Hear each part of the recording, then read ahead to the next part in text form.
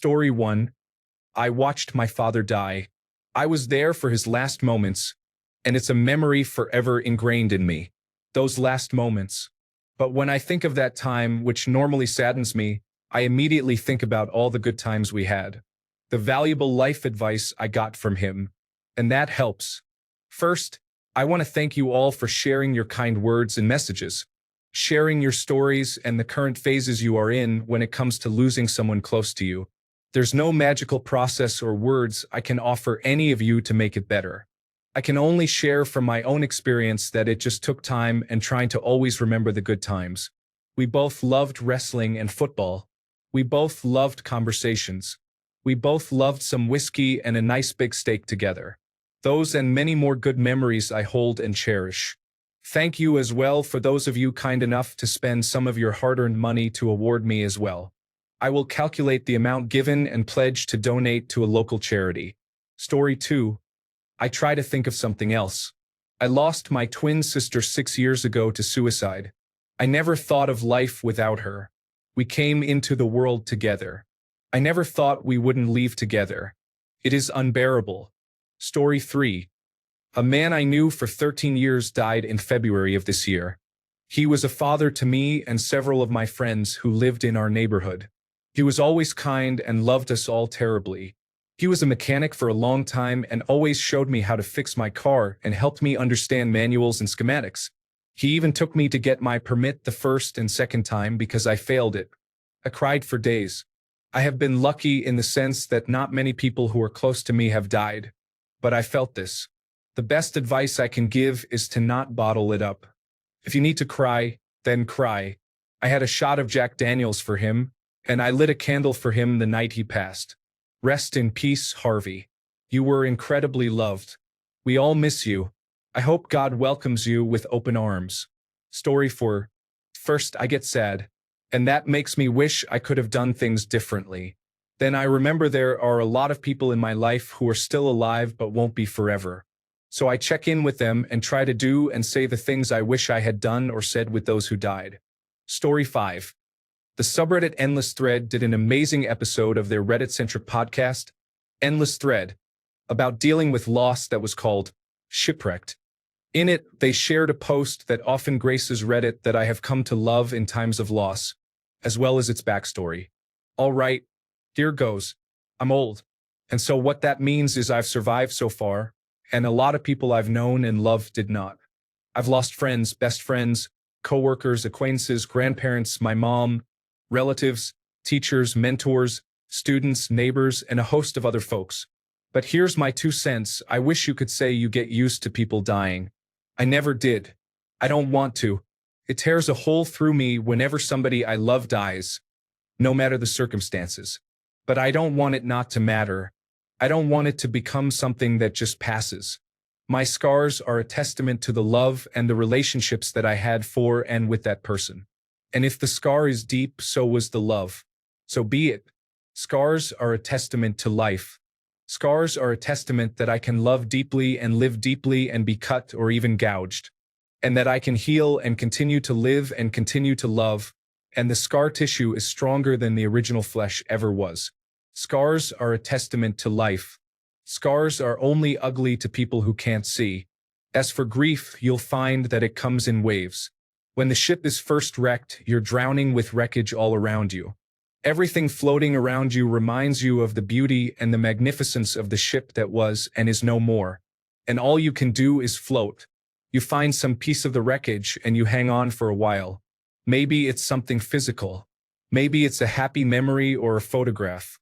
Maybe it's a person who is also floating. For a while, all you can do is float. Stay alive. In the beginning, the waves are 100 feet tall, and they crash over you without mercy. They come 10 seconds apart and don't even give you time to catch your breath. All you can do is hang on and float. After a while, maybe weeks, maybe months, you'll find that the waves are still 100 feet tall, but they come further apart, and when they come, they still crash all over you and wipe you out. But in between, you can breathe and you can function. You never know what's going to trigger the grief. It might be a song or a picture, a street intersection, the smell of a cup of coffee, can be just about anything, and the wave comes crashing. But in between the waves, there is life. Somewhere down the line, and it's different for everyone, you find that the waves are only 80 feet tall or 50 feet tall. And while they still come, they come further apart, and you can see them coming. An anniversary, a birthday, or Christmas, or landing at O'Hare International, you can see it coming for the most part, and you prepare yourself. And when it washes over you, you know that somehow you will, again, come out the other side soaking wet, sputtering, still hanging on to some tiny piece of wreckage, but you'll come out. Take it from an old guy. The waves never stop coming, and somehow you don't really want them to, but you learn that you'll survive them, and other waves will come, and you'll survive them too. If you're lucky, you'll have lots of scars from lots of loves, and lots of shipwrecks. It goes on so beautifully. I strongly encourage you to listen to the episode, particularly the last part where the poem is read live. It's worth it. Story 6. Hey, I've written this several times on Reddit, on this account and old ones as well, but I'm going to write you a new response because, as you'll find, as time passes, perspective on death changes. When I was 18, my best friend died during my first week of college. The grieving process was further complicated since I was unable to attend her funeral. I couldn't pay for my flight ticket back home, and my parents deemed it unnecessary for me to fly back to attend. Then, 2 years later, my partner, who is, to this day, the only man I've ever truly loved, committed suicide. I know grief like the back of my hand. This is a familiar pain. It is an original pain, but it is not an eternal pain. For a long while after these losses, it felt like they colored my entire world. Every memory, past and present, felt cloaked in incredible sadness. My waking and dreaming life were completely consumed by mourning, and the transition was disorienting. The suddenness and permanence of death carry physical weight. It drains the world of color. It casts you into a sea of deep, thrashing waves, and you feel powerless to stay afloat above the blackened pitch of it. Submerged in grief, in dreams, in the interstices between awake and dreaming, where you realize at the outset of every new day that this is, in fact, real. It levels you. It is no mistake that people who talk about grief liken it to a feeling of drowning, of becoming a husk of your former self, of being completely helpless to combat a loss that feels more like a piece of you has been bored out and taken away than it does something external. The fact is, we are undone by each other. We are undone by grief. We are undone by the person we lost and the pieces of ourselves they take with them when they go. Grief touches everything. It may feel like it has taken everything, too, but it hasn't. It has only taken what was, not what is, not what will be. As your life grows, so too does the space around your grief. As the architect of our own lives and futures, it may take some time to start writing the chapters after. After all, grief immerses us in the before. But one day, you will have a moment in which you realize you are no longer in the water, in those hungry waves. You aren't consumed, you don't feel the weight. Maybe you're watching a movie with friends, taking a bike ride, or working on art. Maybe it's a beautiful day, and the sun shines down on you, and you think for the first time, this can be okay. Those moments are beacons that draw us out of the inner corridors inside of ourselves, back into the world of the living. They are brief new chapters we have written in the storybook of our survival, and they become longer and brighter over time. We start to build a life around grief, or rather, we build a life outside of it. The chapters we write become about the living, not just about the dead. They are revisions of our former selves. They are a roadmap to survival. As the chapters grow in length and size, so too does our ability to live without the punishing weight of grief. It becomes smaller. It feels more like a sea inside a landscape than the water you find yourself dragged by in every moment. We explore the terrain, and we find there are ways to mourn the dead and call the living. The truth is, the grief never leaves us. It has been 9 years since my partner died, 11 since my best friend. On long bike rides, on rainy evenings sitting on my front stoop smoking, and on bridges when I look over the edge and see the water beneath me pulsing with the tide, I whisper little messages to them. I am carrying you with me through this wide and wild world. I talk about them to my new friends so that the people in my life know who they were and why they were important. I share pictures and stories. I let myself wade in the grief. Sometimes I submerge myself in it, and I know that that too is okay. There is no roadmap for mourning. It is a labyrinthine journey into ourselves, a story we continue to write through the passage of time and through distance from the original pain. There is no finishing. There is only revision. In a decade, you will look back and you will know what you have lost, but it will just be a shade of the things you know, feel, and have now. Let yourself feel this loss. Let yourself be swallowed by it. Know that this is okay. And know, too, that you are also grieving the pieces of yourself that were lost, too. Godspeed. Edit. Thank you, everyone, for all the awards. Since I'm making this edit, I wanted to add something for those of you who wish to help someone else who is grieving. 1.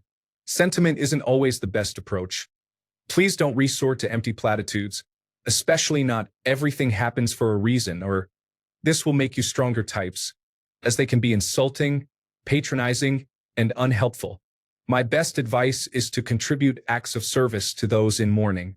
Cook for them, clean their house, do their laundry, babysit their kids, take their dogs for a walk.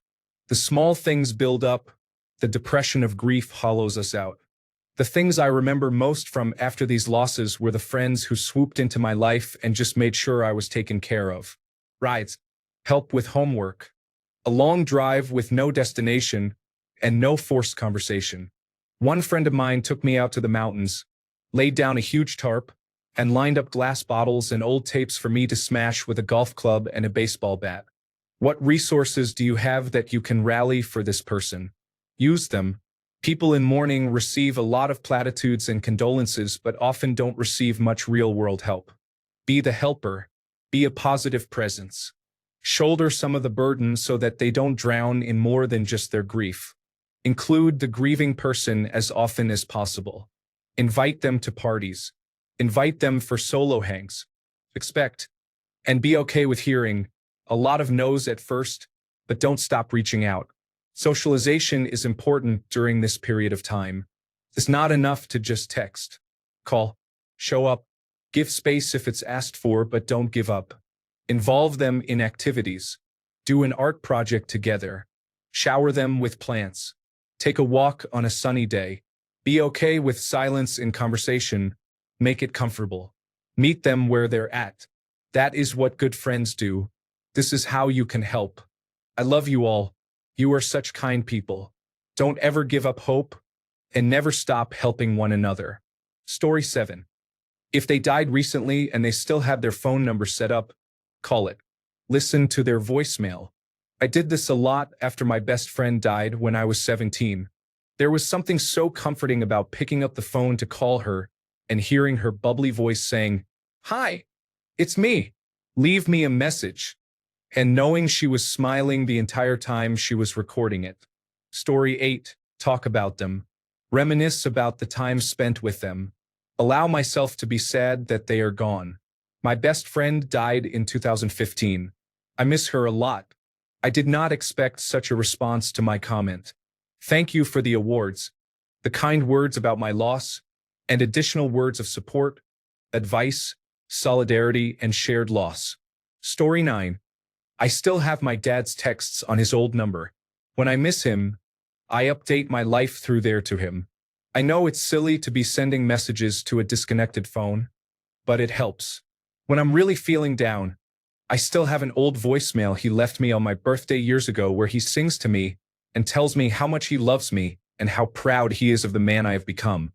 It's been 3 years since he passed, and it has become easier to deal with, but it still hurts.